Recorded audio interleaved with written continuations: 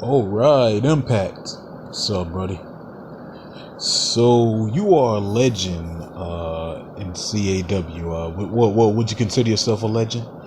Um, Honestly, I let the fans choose.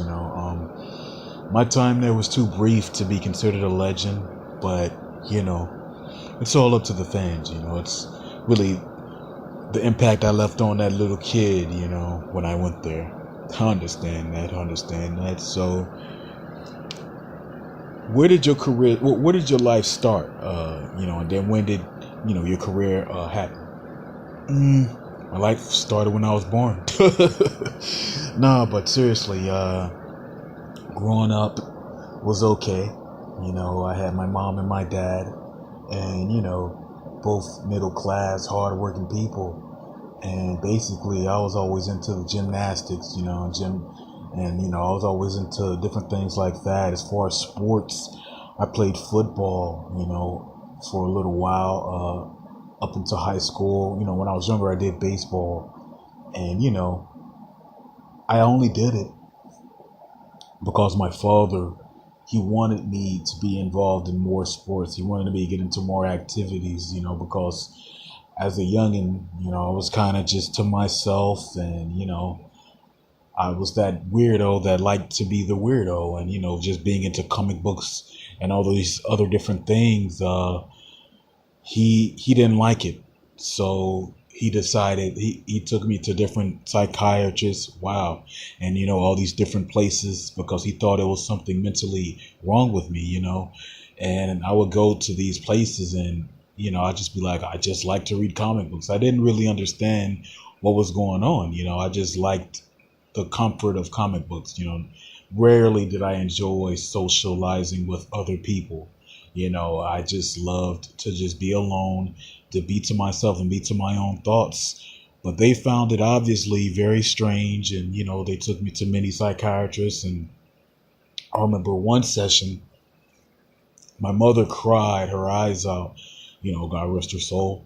She cried her eyes out because I went in there and I just told her how much I love being alone and how tired I am coming to this place, socializing with, about this. You know what I mean? I went in, and that's when my dad said he found it fitting that he signed me up to sports, you know what I mean, to be a part of teams and things like that. And I just didn't get it as a kid. I just felt like, I wasn't harming anyone by being to myself. I wasn't doing anything wrong. I was just enjoying my space and myself. But on the flip side of that, what my dad made me realize after cussing me out one time, he was just like, you need memories, you need stuff to look back on, and tell your kids, your grandkids. You need that type of experience. What are you gonna tell your grandkids? Oh, how you read that Superman is dead comic book 10 times, you know what I mean? And I understood where he was coming from, the human perspective of you got to have these moments now so you don't have regrets later. And I got it, like I said, later, but then I didn't get it. It's like I love my space when I'm around people. You got to deal with social pressure and all these other different things that weren't there when you were alone, reading comic books, being by yourself. I mean, even the way we think we're supposed to look and act, we behave that way. We behave in a way that's conducive to the norm, so we're not looked at as that weirdo. And that was my thinking, like, why do I have to behave like this? And I got signed up anyway, and I sucked. I mean, was this the baseball or the football? This was the football. I mean, baseball. And yeah, I sucked on the team. I always was that guy. It's like, oh gosh, here we go. They'll be the winning team and they'll just be doing so great. It's like we're about to win, you know what I mean? And then it's my turn. And we lose the game because of a bad decision I made. And that's just what it was for that period. I was on the baseball team, and then football. Again, my dad signs me up for it. And I don't approve of it, but it's my parents' decision. And it just I sucked then, and what really made them take me out is when I got destroyed. Um, everybody was This was a different period in time, obviously. you know when you would lose and the team's about to win, you got to understand team spirit. We're all motivating each other to do well, and I don't want to be there, but I'm there. And it's like, fuck, and I'm the reason we lose again, because I don't know what I'm doing really. And I lose one game, and the entire team, well, minus maybe three or four people that didn't want to be there either, uh, they jump me. I get beat up really bad. You know, First it was out in the field, and a coach breaks that up. But what happens after that is the coach says, "Tucker, come here, Tucker, come here," and he says, "Stand right there." And in the locker room, I kid you not, everybody, including the coach, are getting their punches in on me. Wow. You know what I mean? And because the team lost and I let the team down. So, I'm getting jumped. And I told my dad about the whole ordeal, and he pulled me out of that, you know, and I just didn't know where I wanted life to go. And, I've always been a fan of pro wrestling, always been a fan, but I just never knew how I was going to get my foot in the door. And about what time did you finally, I guess get out your shell and start socializing more? Probably when I started to join pro wrestling, and get into what I wanted to get into, and that's what I want to encourage people to do, to just get into what you want to get into, for you. Sometimes your parents pressure you to be this or be that, but sometimes you got to do what you're going to do. And eventually you will find like-minded people that are into what you into. I mean, like I said, when I was younger reading comic books, do you know how many comic collectors are out now, and how many YouTube channels, Facebooks are dedicated to that nerdy kid that reads a comic book, and it's a whole social group of people who think just like you. You know what I mean? Everybody doesn't have to be a football player, a baseball player. Some people can just be comic book fans, and they talk. My wife the other day finds a used panty selling community on Facebook. Are you serious? Yes.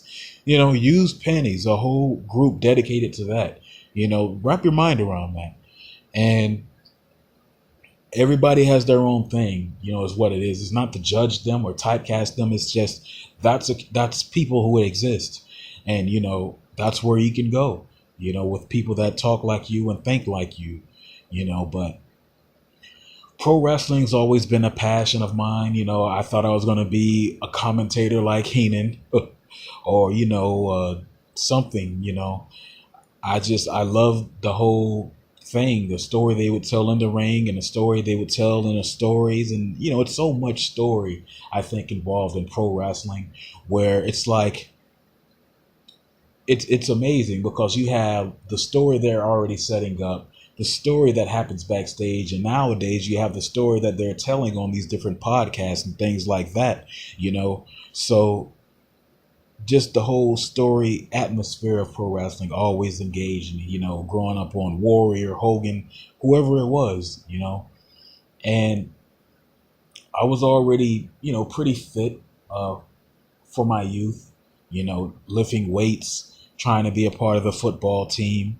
So I decided to, my hand in pro wrestling, and I trained, and SIDE was going on. And, I could have went to SIDE so many times, but it just didn't work out for whatever reason. And, British Canadian, he actually got my spot. We trained in the same gym. British Canadian. Yeah, he was a SIDE wrestler. Little was known about him. Basically, He was a British guy, looked very similar to the late British Bulldog, God rest his soul. And, he just used to be on SIDE. And me and him, we were cool. That was he loved comics like me, though. We got into the same type of things. And, he said that, his parents wasn't forceful with where they wanted him to be, like mine were. They just understood, he had a certain passion for pro wrestling, and that's what he did, with his time. And he went into SIDE, and I remember like before this, he would just be like, man, whichever one of us make it, I'm going to make sure, I put in a good word for you. And, what happened with SIDE happened. He got into SIDE, I didn't. And I remember it was like 5 months, and I'm thinking, damn, British Canadian must have gave up on me. We had this time where we were great friends talking about everything. Now he's not talking to me, nothing. 5 months later, I get a call from British Canadian. He's like, be glad you didn't come up here. And I'm like, why? What's going on? He's like, dude, the money is shit. The locker room etiquette's dead. Like nothing's right. And it's just be glad you're all where you are. Just keep training to be great.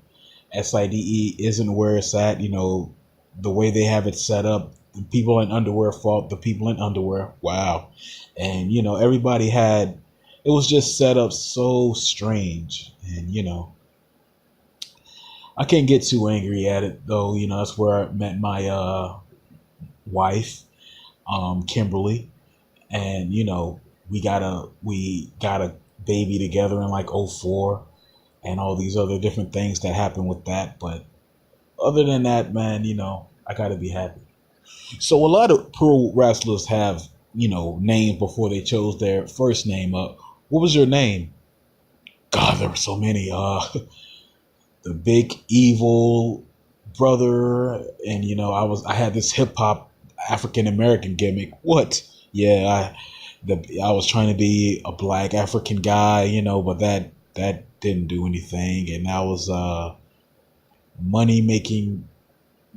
dollar making dollar, and that was basically a strip club owner, But then I learned about the movie The Players Club, and there was a guy named Dollar Bill on that, so I'm like, shit, can be that.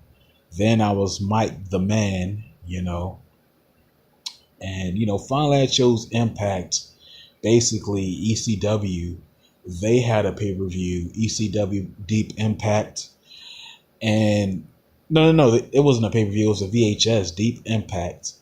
And I like the name Impact, and on top of that though, Impact was like a big word in like 99 through 2002. A big word, and what way would you say?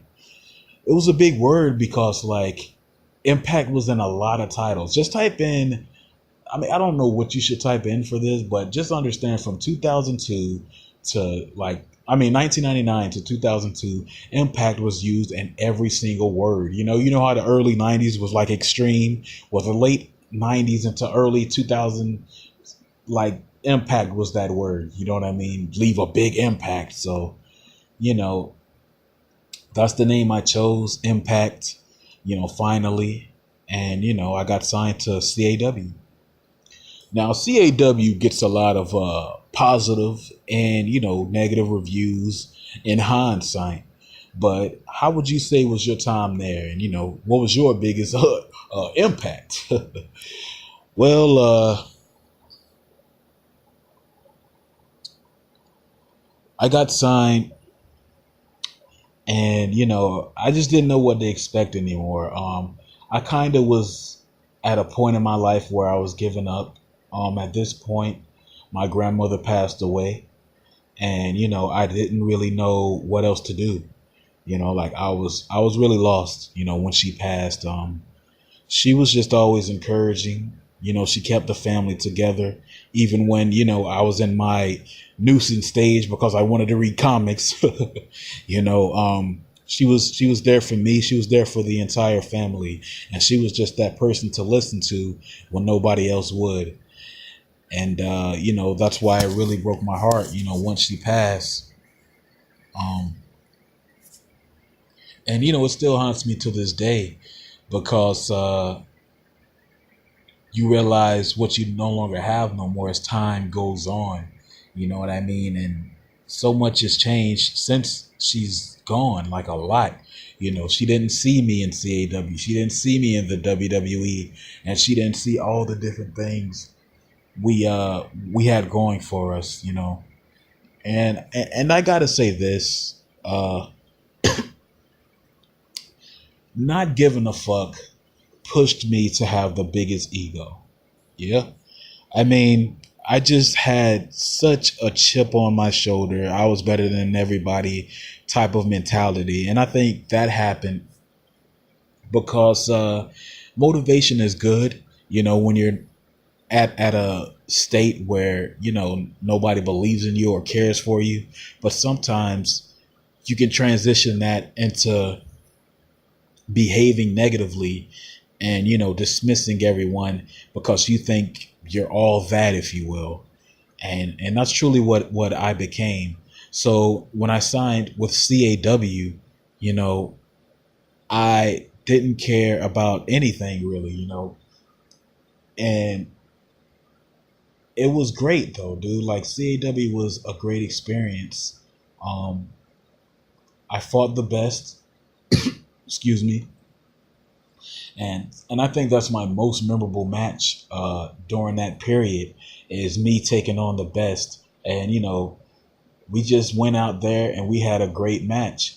And like, I remember when they first introduced me, MC was like, "Damn, this guy's big as hell," because I was so strong and muscular, and like nobody really looked like that, in CAW up to that point.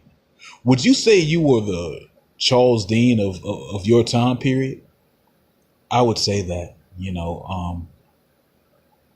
because, but I mean, I wouldn't say that really, because Charles Dean was dominant. You know what I mean? Like, he had moves in his repertoire that people never seen a big man do in XTV. Me on the other hand, I was very stiff. You know what I mean? And prior to this, I was a great athlete, but like, I feel like the period where I was successful, I kind of gave up on trying. And, I didn't put on five star classics. I was more so of, look at that guy, he's big, as opposed to, look at that guy, he's big and he's good. This was still that time period. If you were big and you were decent, you were over, and that's just what it was. I was the luck of the draw. So with me and Best having our match, it's good, but that's because Best is carrying me the whole match. You know what I mean? I might get a clothesline here and there, but that's the only decent offense you see from me. And yeah, it was that. And, finally, like, what happens when you get an unnecessarily big ego sometimes is I got addicted to drugs. Oh, really? Yeah, this is the story never told. But I got addicted to pills, somas, all kind of steroids, you know, and it kind of was the norm. I think someone talked about this on their podcast recently. It's the norm. It's like how people communicate. You know what I mean? You know how nowadays you may communicate with somebody, you may smoke weed, you might play a video game, go out. That's kind of how drugs were, because they were so easily accessible. It's like they're right there. It's not like you have to call them, look out for this person. It's like there was no lookout. CAW was a small organization. So it's not like the feds are truly watching us. Yeah, we have a lot of fans, but it's not to the point of what's going on, what's happening in here. It's like, that's just their little thing. Let them enjoy their life. The police aren't there 24/7. So I've walked in the back locker room. I've seen Pain smoking crack. Oh, wow. You know what I mean? All these guys just doing all kind of drugs. I mean, who was the most noteworthy person you've seen do drugs back then? Probably Trunks. Oh wow, Trunks. Yeah, I could have sworn I seen him smoking crack back then. I mean, I'm not sure where he is in his life now. I understand he's went to jail a few times, but I always go back to that moment where it's like, did I just see that? Because back then, the people within XTV, we knew of Payne's drug usage. It was obvious. But Trunks, I was like, did I just see that? Okay, maybe it's something wrong with me, and I just kind of dismissed it. And it's not until years later where, you see that he admitted to using drugs. And then you see he's been to jail so many times in the past few years where it's like, oh my gosh, like it all kind of connects. It's like, maybe I did see what I think I didn't see. And, me, it was steroids, and I got to say what made me so addicted is just seeing the results of just getting bigger and bigger. I mean, like, I guess everybody's body is different because like when I was working out all those years, I would spend nights, days dedicated to bodybuilding, you know what I mean? To get the perfect body. And like just doing that for 5 years, 10 years over and over, trying to get that body which you desire just to not get close to where you want to be. Like you're good, but you're not as good as you want to be, and then you see a modification, you see steroids. And that's exactly why I chose it, because I remember there was a guy big as hell. Wow. Like bigger than me and you combined at this point, I mean, I've obviously lost my muscles, but like he came in there so huge and I'm just like, dude, like, what are you doing? And don't give me this shit staying away from fat. The whole ordeal. Fruits have sugar in it. That's why you're still getting fat, and it's like, what are you doing different that I'm not doing? And, he let me in on what it was. And he told me about the steroids and how it helps your growth, and this was not even issue of penis size. Like, yeah, some steroids will cause your penis to shrink, but the ones he had didn't do that. And I'm like, which alien did you get this from? So, long story short, I bought it. Not even a week later, I was seeing results the way I wanted to see them and more. And I just morphed into this big fucking beast, and I was addicted, like, because how they say with heroin, there's never a high that you'll be satisfied with reaching. There's never a image you'll never be tired of looking at. Like, I would see myself one week, the biggest I have ever been, all the ladies in the world. Then it's like, that's not good enough. Oh, okay, that's good enough, and I just wanted to keep getting bigger and bigger and bigger till I was the biggest man in the world, And what would you say was your biggest that you ever reached? Shoot, I don't even remember, man. I just remember being bigger than the mirror at our gym, and just being so huge and like, just saying, cliche shit. Oh, you can do it too, kids, and being the opposite, And a lot of people say that that's what helps you is your look, your body mass, how big you were is why you lasted so long in the business. Would you agree to that? Oh, of course. There's nothing. There's no secret about it. Like in the ring, and this is not discrediting myself. I knew my role then. My role was not that to have 5-star classics, you know what I mean, and still to show every night that I go in the ring. That was not why I was there. I was there to look good, you know what I mean? And like I said, I was just that guy for that time, that big guy, that's just big and you're just in awe at his look. You know what I mean? Because you've never seen nobody like that. Lex Luger, same way. He's not going to admit that he had 5-star classics. Hogan, whoever, anybody that's this big, they're not going to admit to you that they are the best athlete in the world. I wasn't. My most memorable match is with the best, and I already explained why that was memorable. Best really carried me in that match, when I couldn't. So, yeah. Eventually, CAW almost closed its doors after the pay-per-view Deep Impact. CAW returns, and you return with the likes of Cowboy. Was it just Cowboy Jones? Just Cowboy Jones. Yeah. Did you guys ever have a faction name? I don't believe so.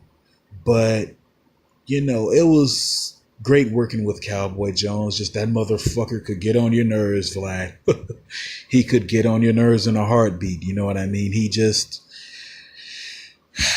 was just annoying sometimes, and he'll just have this, because I don't know where he's from, but he has a very fast talk. He's like Southern and very New Yorkish, in the same way, because he talks fast, thinks fast, but he's still got a high pitched voice, and he's Southern, so it's like super fast and loud, and just hearing that 24/7, like we're gonna do this, and then we're gonna do that, and then we're gonna do this, and it's like, calm down, dude.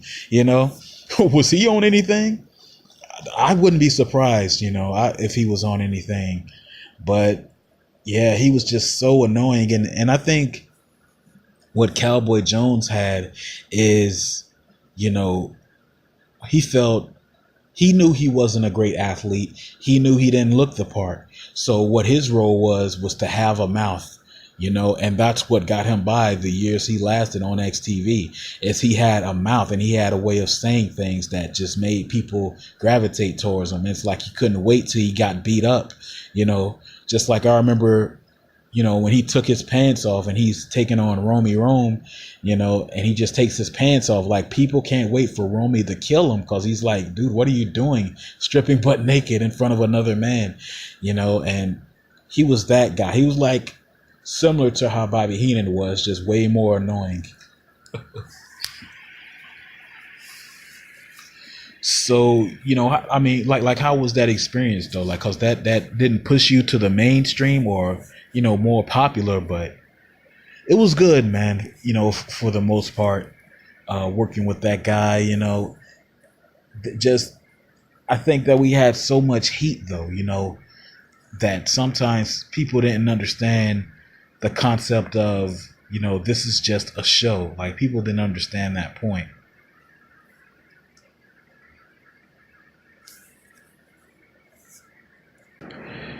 Sometimes people would just throw things, because like the fans started to get involved. And, there was this one incident in late '02 where somebody threw like a water bottle, like the fans were throwing water bottles in the ring. You know what I mean? And it was way too much, but it's like, cause they were doing it the whole show, but this one particular day, because I think we did CAW right after Tony B got out of school, and it's one particular day, like a lot of fans, they were throwing bottles, yeah, but once we got out there and Cowboy Jones, got on that mic, he talked before the match. I think he used to introduce me, actually. He used to be like, oh yeah, one of the greatest motherfuckers, and he speaks for me, because I wasn't a good talker, and it's time for me to lock up with the guy. They're throwing bottles, in the ring, because they hate Cowboy Jones. And just damn near at the end of the match, I've won. And it's so much bottles thrown that we're slipping, and Cowboy Jones busts his ass. Everybody's laughing, looking at us strange. It's like this vibe of like, dude, get the fuck out of here. Wow. You know what I mean? And it was like that day after day, night after night. Like, even after the show was over, we would be chased by people like in cars, throwing shit at us, rocks, you know what I'm saying, and beer bottles. And it just got so bad for me, even though that was pushing me, to a decent push. it got too much, you know what I mean? Because I have to go home. I have a wife to go home to. Yeah, I have like things to do in my life. I don't want to die before, you know, over what, you know what I mean? Something that's not even real, but we're pushing and stuff like that. And yeah, it just got to be too much, and I was unable to handle all of that type of success. And when karate got introduced, that was a great dynamic, but CAW was just so close to leaving. You could taste it. Now, what would you say was the cause of CAW ultimately failing? It was a new era, and the age was starting to show already, you know what I mean, of what CAW was. It was supposed to be a replica of what ECW was. And, yeah, a lot of people say it was a ripoff, and in some regards, yes, it was, but it just was heavily inspired, you know what I mean? Heavily inspired content off of things. There's so much things going on like that now. It's like where you can't really demonize it for trying to do what inspired them, to keep going. Like, we were heavily inspired, and it shows, and we were trying to use that content along with our original content and make it, new and different. But it's only so long you can go with that before all fans give up, because our element was crazy, zany, and it just got too ridiculous. I was watching your show, Vlad, and we talked about the interstate match. One of the recordings of the year. Yeah, exactly. It's like it just got to be so ridiculous at this point in CAW where the fans were tuning out, and the WWE started rising, really fast. And you stayed with CAW for some months. When Team War came, I think that's when the transition began. When the Team War pay-per-view, the WWE versus CAW happened. Yeah, this is a whole lot right here. With this shit, dude. Team War was a big pay-per-view in 2004 at the time. It was huge, and it definitely did numbers, and just everybody was just on each other's team, and the CAW versus WWE. It was an interesting concept. The artwork behind it is always, eye capturing, even to this day, in my opinion, at least. So what happened was we did that pay-per-view. It was a great show. Everybody's popular, and Vince went behind Dixie's back. Wow. And tried to sign contracts with everybody from CAW. Like, that's truly what happened. A lot of people haven't told that story, but that's basically what she did. I mean, he did. And, we signed with WWE. Well, I signed with WWE. Some people didn't. Some people were going to try to hang on to CAW. And truthfully, that's what ended CAW, because so many people signed over to the WWE, where CAW just had probably 3 more people still there. And it was like, what else am I going to do? Poor little Dixie's just a little girl, and basically, yeah, that's kind of how CAW ended. It was a joint venture with another organization that's coming up, and with this big ass organization, and the little organization thinks that, oh, if we do a pay-per-view with this place, we'll get a bigger name, we'll get a bigger audience, and then all her talent gets signed away in one sweep. And I'll be honest, I was one of those ones that signed away. Oh wow. And that's pretty much how that happened. Everybody had I think some people had a year, and basically if you were over enough, and when that year comes up, you can get a contract extension and all these different things that was going on. And it was like, yeah.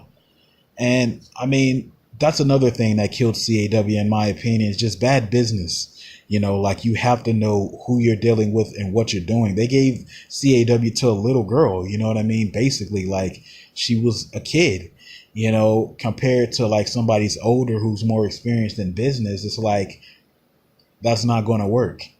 And, that's kind of what killed CAW. And once I got signed to the WWE, it was big. It was so big. And I was just thinking of all the opportunities, all the different things that's going to happen. And the first thing that happened is my girl gets pregnant. Wow. The girl I've been with since, when I was training in SIDE, she gets pregnant. I'm like, damn it, I shouldn't have gave it to you hard that other night. And yeah, she's bawling over the phone, like, oh my God, what are we gonna do, Tucker? And Vince was cool though, and he let me off TV for a while, and gave birth to my son Emmanuel, and it was great. And I came back. This actually is late '03, I believe.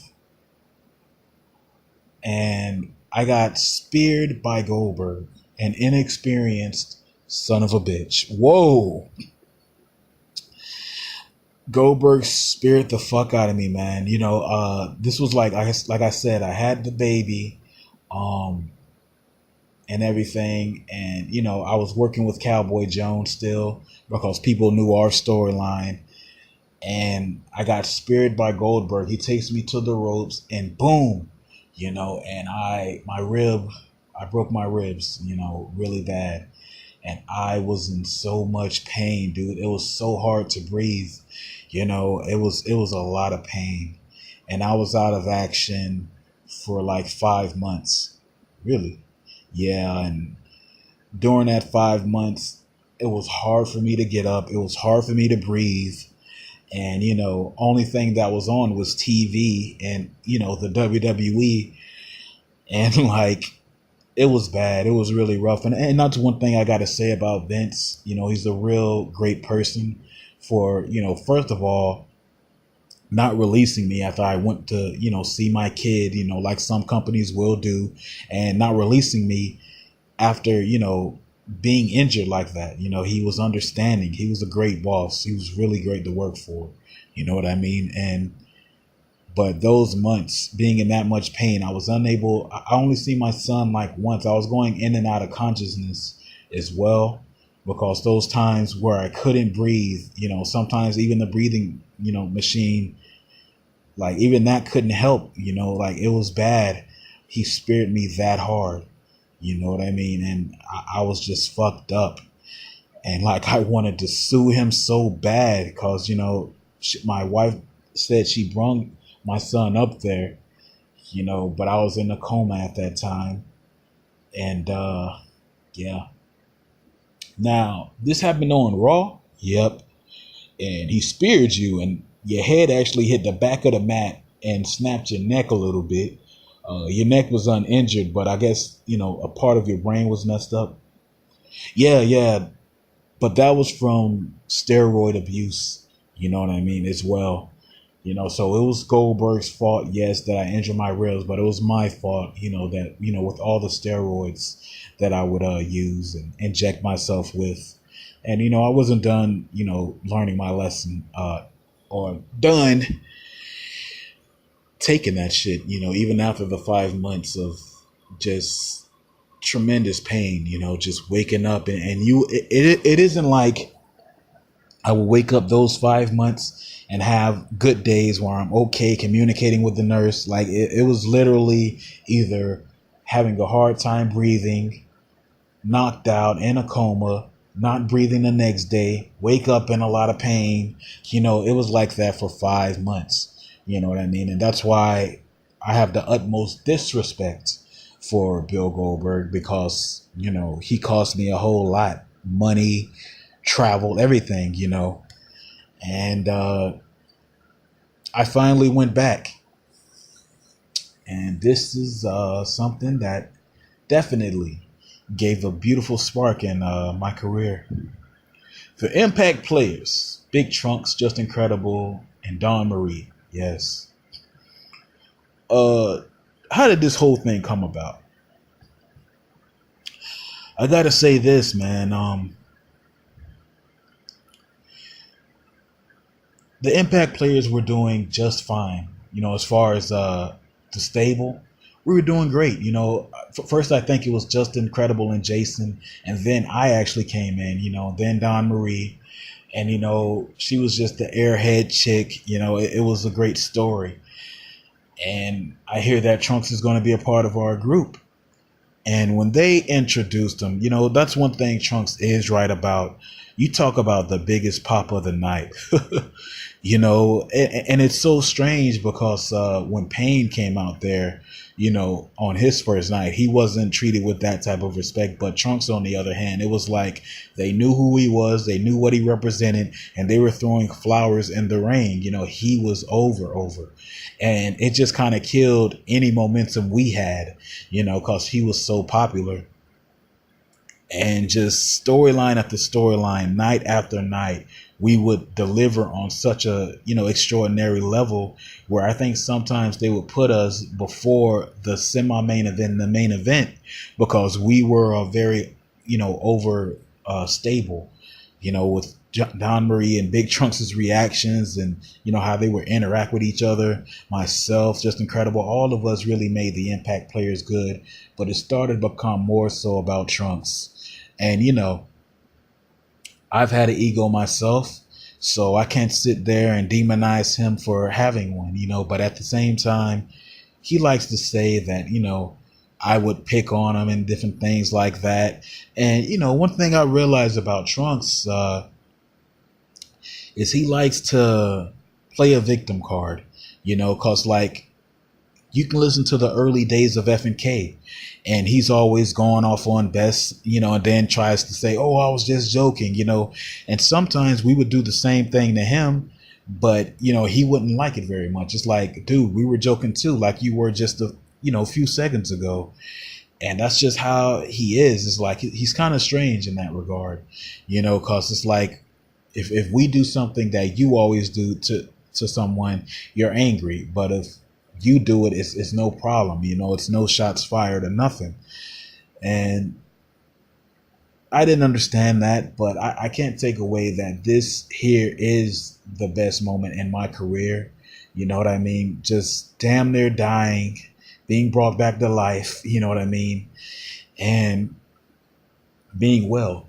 I mean, because going back to it, you got injured, you broke your ribs, in a coma and all of that. What did they do that finally helped? Well, they figured out, one of my lungs was collapsing, Oh no, I had a collapsed lung. What am I talking about? And, it was so much going on, internally inside me. And they repaired my ribs, and they basically I got a new lung. Wow. Yeah. My other lung was bad, and that was what was helping. They couldn't figure that out at first, but that's what ultimately helped, and thank God it did. Because like I said, no matter what Trunks says or anybody has to say, as far as the past life in 2004, there's nothing no one can say that can take that away from me. You know what I mean? Just being a part of a highlight group, I didn't need a championship. I didn't need the belt. Those fans were awesome. On top of that, I was away from Cowboy Jones's annoying ass. You know what I mean? But the WWE was a lot of fun. And it remained that way until, the end. And I mean, because you left the WWE early, what was it? Was it a loss of interest or? I got tested positive for steroids. Wow, and this was they released me, for the roids. And this is when the downward spiral just began. It was not over.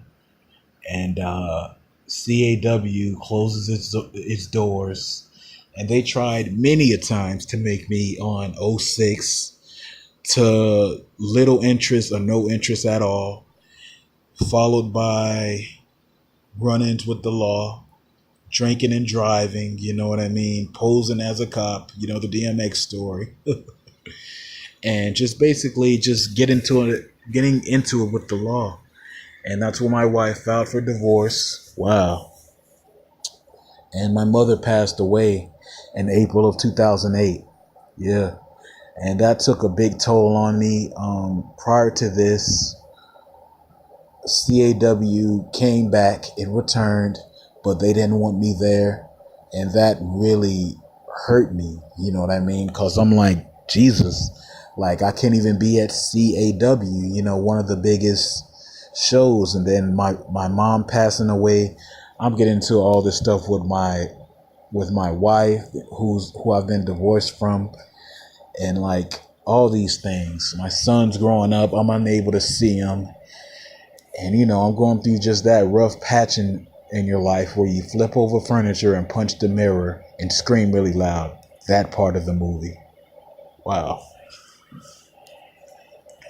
So I went to rehab 2006 after one of my friends found me collapsed near the interstate. Not necessarily on the interstate, but it was like, the grass part, that part where cars don't drive over there. Wow. I mean, and what happened here? Well, dude, I lost all the money I made. I became like the labor kind of worker, like the labor ready and, little places like that. I became that kind of guy, you know what I mean? You would see me riding a bike, reeking of booze and piss. Wow. And, just riding around drunk, high, looking for something to keep me on this continuous path of being fucked up. And I met one of my friends, and he's like, dude, what the fuck? You were so big. What happened to your muscles? It's all a beer belly now, And I'm like, oh, I'm enjoying my life. This is the life. And so he just had this real talk with me. He was just like, look, man, don't kill yourself, and would your mom want this? And, all these different things. And finally, after being annoyed enough, I said, okay, dude, I'm going to go to rehab. And I've been clean since March of 2006. It's good, man. So March of 2010. Sorry. And no drugs or no nothing. Nothing. The smell of liquor turns my stomach, and I'm just a normal guy now. Now, CAW's gone. What do you see yourself doing now in 2018? Nothing really. You know what I mean? I just rather be normal. Looking at my whole life now, what I wanted to do was just be a normal guy that was into what I was into. I never really wanted the fame. I never really wanted the, that guy. I never wanted that. I just wanted to be a regular Joe whatever, you know what I mean? And Joe Schmo, I said Joe Show. That's a great show. Watch it, by the way. But yeah, I was just not, I wasn't happy with being famous. You know what I mean? Like I said, that moment when me and Cowboy Jones are being chased like that, and about to lose our lives over something that's just a gimmick. It's little things like that. I always just looked at people as like evildoers and wrongdoers, and it wasn't every single body, but it just felt like when I went outside, I'm just, here we go, public perception, judgment, all of this. And I never really wanted that. I wanted to stay home. I didn't want to get jumped by my football team twice. You know what I mean? I just wanted to just be normal and live my life and love it before I die. And so I finally got that though. I finally have a normal life. Me and my wife are still divorced. My son, he's a lot older now. He doesn't understand. He looks back at the tapes like we look back at 1944. You know what I mean? And that's just how it is, though. So yeah. Would you say you're in a better light now then?